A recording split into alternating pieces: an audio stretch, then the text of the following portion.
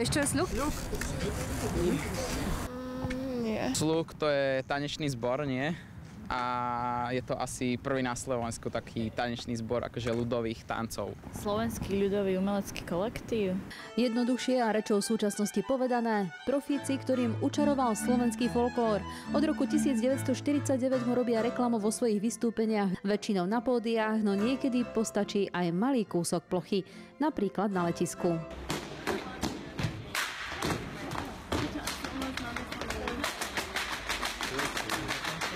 Tvrdenie, že folklór patrí iba na vidiek a fandí mu najmä staršia generácia, je už prežitkom.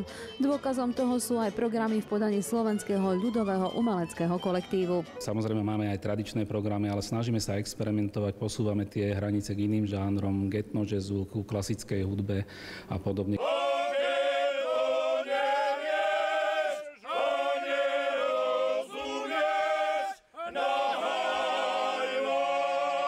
Folklór charakterizuje internet veľmi stručne, no ľudia, ktorí ním žijú, by o ňom vedeli rozprávať celé týždne, ba aj mesiace.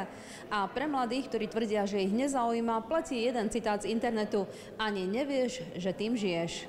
Napríklad obľúbené trička s modrotlačou, no aj tzv. Ľudovky v rockovej či inej úprave. Na Slovensku už nejaké to 10-ročne fungujú nejaké tieto zoskupenia.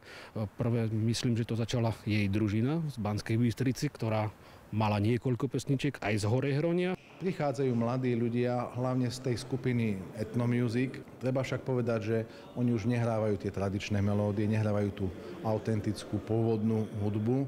Snažia sa už vtesnať tú fujaru do nejakých nových hudobných foriem. No pokiaľ ide o folkloristov, vraví sa, že aj pri tvorení niečoho nového, moderného jednoducho tú svoju dušu nedokážu zaprieť.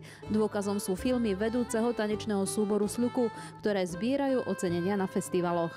Doslova hovorili, že sa im strašne ráta, ako tie filmy smrdia tým národom, tou kultúrou. Budem ho učiť spievať i tancovať na boso zveci, aby sa radovať. Marika Dulajová, televízia Joj.